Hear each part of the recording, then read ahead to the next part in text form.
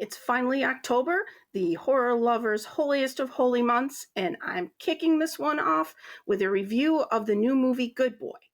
Is this movie really a good boy, or is it a bad dog? Boo, boo, boo! This review will tell you just that. But first, my name is Chris. You can find me across social media as the Baba Duchess, part-time amateur movie critic and horror blogger, and full-time drive-in mutant.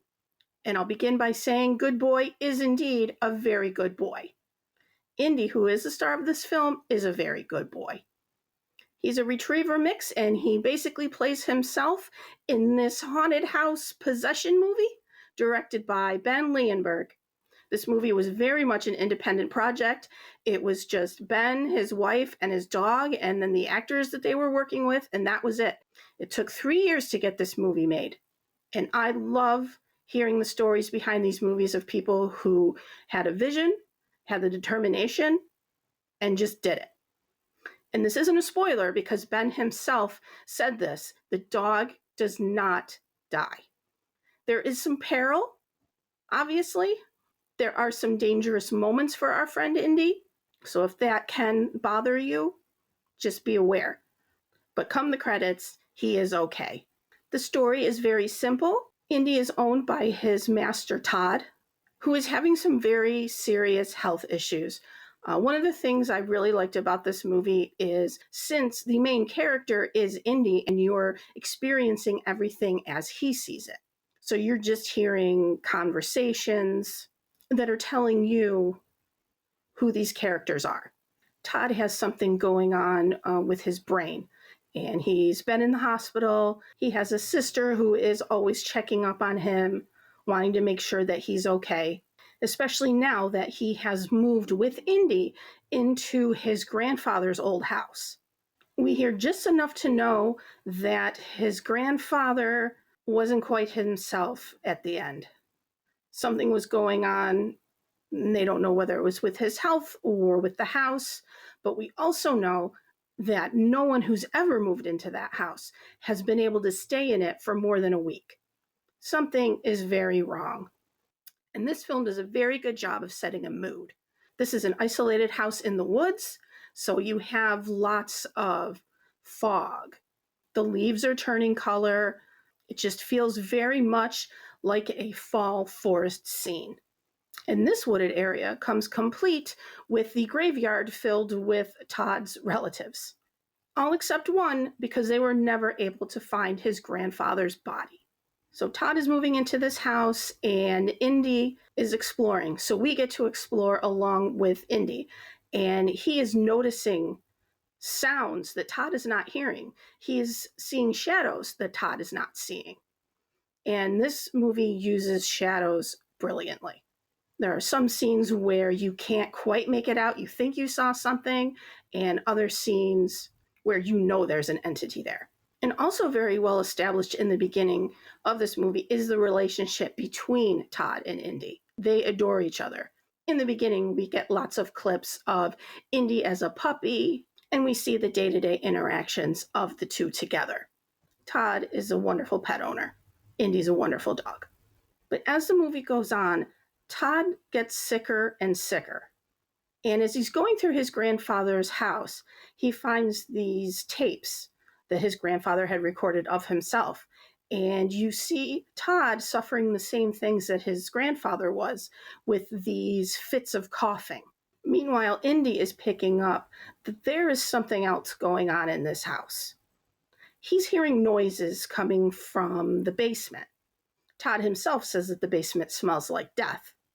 And as the story goes along, the longer they stay, the more Todd starts exhibiting odd behavior and acting very out of character in the way he interacts with Indy, where when in scenes you see him kind of snap at Indy and you know that, yeah, it could be because he's ill and sometimes you just get frustrated and say, hey, get away from me. But there are other scenes where it's like, no, something else has taken over and this isn't really Todd. So in a way, we're following Indy around, and it's almost as if he's trying to solve what's going on. He's noticing things, he's checking things out, and then we as the audience are trying to kind of put the pieces together. So I thought that was a very interesting way to tell the story. We don't really get a look at a lot of the human characters. The only one you really see face on is the grandfather in the tapes, and Todd a little bit towards the end. For the most part, you'll see people from a distance. Their face will be partially obscured, or you're only seeing the bottom half of their bodies. All to remind you that this really is Indy's story. And he has these expressions where you forget that this is a dog that's not processing things the way we are. We're the ones attributing that to him. But it's easy to forget that. If you're like me and whenever someone's watching a movie in a movie, you like to try and see what they are watching. This was a fun one for that because he's always watching like these older movies that his grandfather had just recorded. The main one they show a lot is Carnival of Souls, but the one that kind of made me laugh out loud because I am a Riff Tracks MST3K fan was the fact that they were watching Mutant, which is a Wings Hauser movie. I just thought that was the most random, wonderful little thing. And so while Indy is processing all of this, we also kind of get into the territory of dog dreams. Obviously, we don't know what a dog would dream, but given how this is presented, I could see this is how they dream. It kind of reminded me when I read the book Cujo, because some of it is from Cujo's perspective, and it gets into Cujo's head, but also without kind of anthropomorphizing him and making him seem like a human. And this is the same way it is with Indy with his dreams. It's done from the dog's perspective, or as close as we would imagine that perspective to be. And it doesn't have a long runtime. It's about an hour and 13 minutes, which I think is good because I think it would be very easy to try to stretch it out and do too much with it. And it probably would have taken them twice as long just to shoot the thing with all the footage that they would have needed.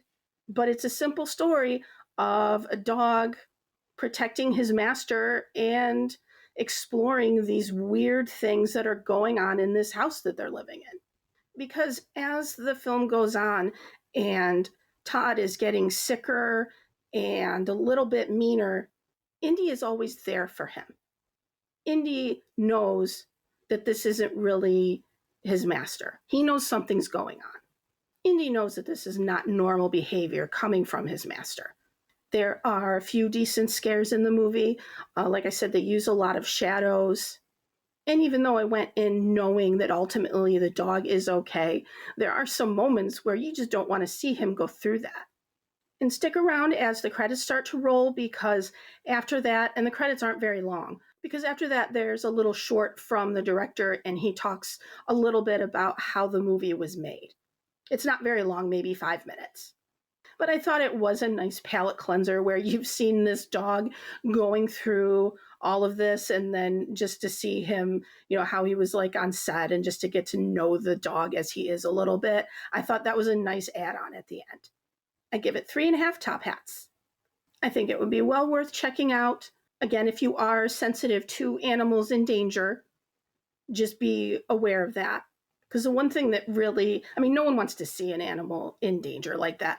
And especially with me, the one thing that will get me and just will turn me off is just hearing the animal in pain noise. And thankfully, that wasn't in this movie. He does whimper and bark and things like that, but I'm just glad I didn't have to hear that one particular noise because that will just suck me right in the stomach.